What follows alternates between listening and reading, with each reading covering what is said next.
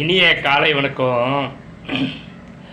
இந்த உலகத்தில் மனிதனுக்கு பிரச்சனையாக இருப்பது வெளிமனமும் ஆழ்மனமும் மட்டுமேன்னு உலக உளவியல் நிபுணர்கள் சொல்கிறாங்க. இந்த மனதோடு போராடித்தான் இந்த மனுஷன் துன்பப்படுறான், துயரப்படுறான். எல்லா காயங்களும் ஏற்படுவதற்கு காரணம் வெளிமனமும் ஆழ்மனம் தான்.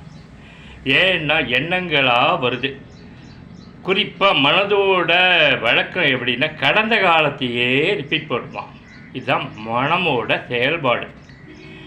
அடுத்து இல்லைன்னா எதிர்காலத்துக்கு போயிடுமா. ஐயோயோ நாளைக்கு நாளான்னைக்குன்னு போயிடுமா. நிகழ்காலத்தில் தங்கவே தங்காதான். ஆனால் வாழ்க்கைங்கிறது நிகழ்காலத்தில் மட்டும்தான் இருக்குதுன்னு உளவியல் நிபுணர்கள் சொல்கிறாங்க. தெரியுது, கடைபிடிக்க முடியலையே, அதுதான் பிரச்சனை. எல்லாம் தெரியுது. நிகழ்கால